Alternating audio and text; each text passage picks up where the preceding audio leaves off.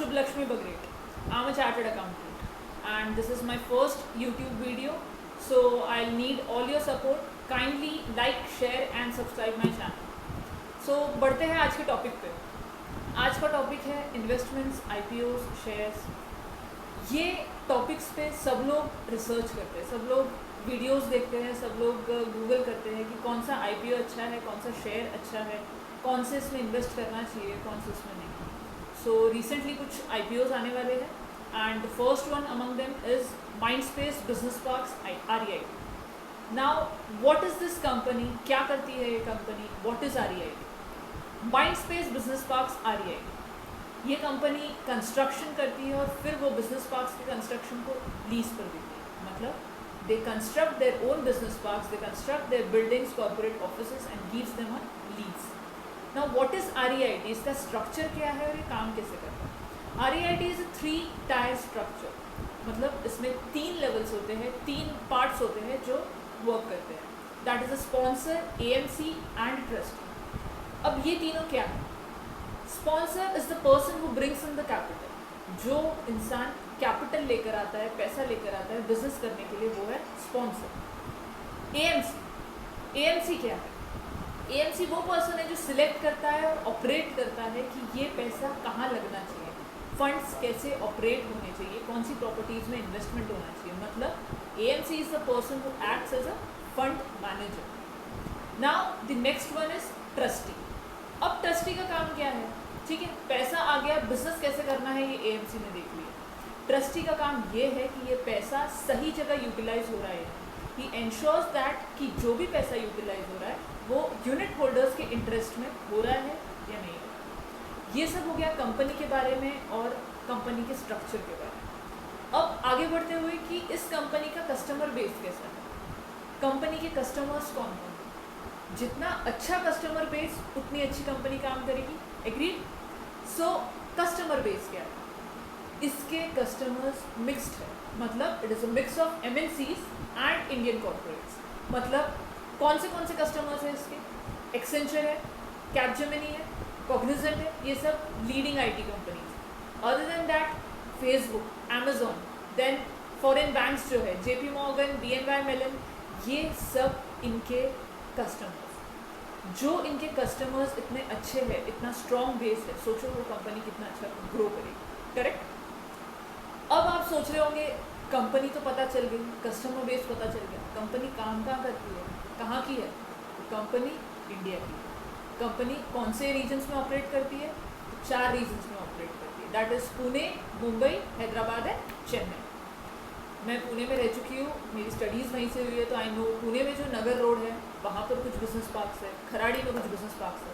ये सब business parks किसके बनाए हुए हैं? माइंडस्पेस के. मुंबई में BKC, मुंबई में एरोली में, ईस्ट वेस्ट में जो बिजनेस पार्क्स है ये सब इन्हीं के बनाए हुए हैं. सो यस, ये बड़े बड़े बिजनेस पार्क्स माइंडस्पेस के बनाए हुए हैं. ये कंस्ट्रक्शन करके बड़ी बड़ी कंपनीज को लीज पर देती है और वहाँ से पैसा कमाती है. अब कंपनी की हिस्ट्री क्या है, कौन इस कंपनी का ओनर है, कौन इसको ऑपरेट करता है? तो ये कंपनी एस्टेब्लिश की है के रहेजा कॉरपोरेशन. अब के रहेजा है कौन? ये सब के रहेजा है one of the second largest countries, second largest developer of business parks. ये लोग business parks, IT hubs, entertainment zones, residential areas, residential towers, ये सब डेवलप करते हैं और उनको रेंट या लीज पर देते हैं. ये है मेन बिजनेस के रहेजा. नोटिस करने वाली बात ये है कि के रहेजा कंट्री का सेकेंड लार्जेस्ट डेवलपर है. छोटी मोटी बात नहीं है. करेक्ट? ये हो गया कंपनी के बारे में. कंपनी के स्पॉन्सर्स कौन है?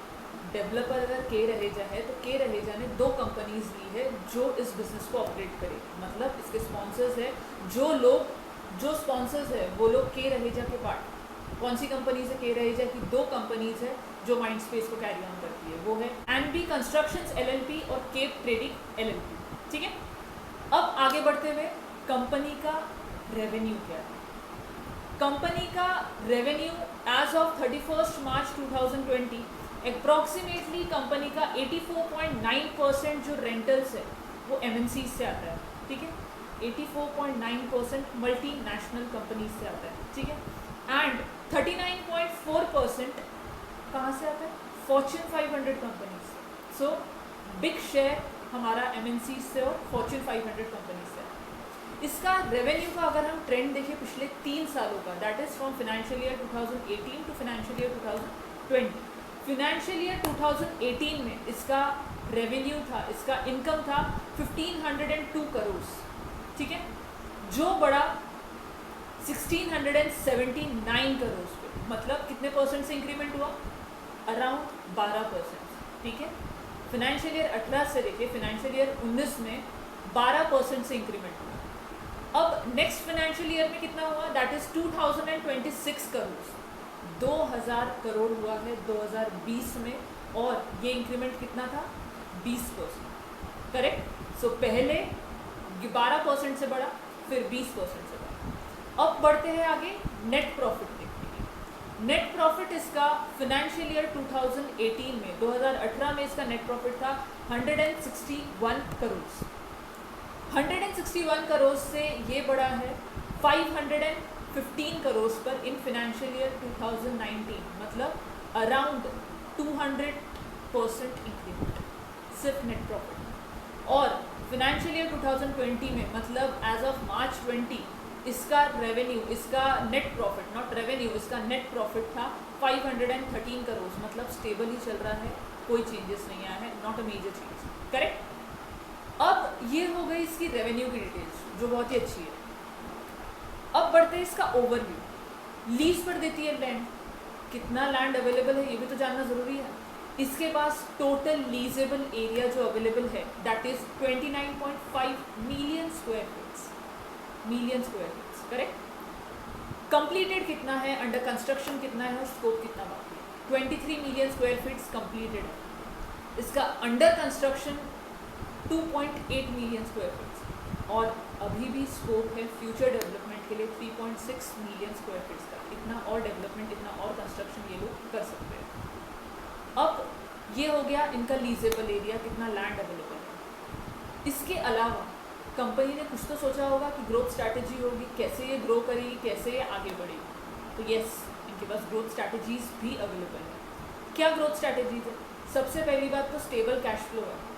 हर एक इनकम जो इनकी आ रही है लीज रेंटल से, कॉन्ट्रैक्चुअल इनकम, फिक्स्ड इनकम आती जा रही है पीरियोडिकली, जो भी उनका डिसाइडेड डेट है उस डेट में, करेक्ट।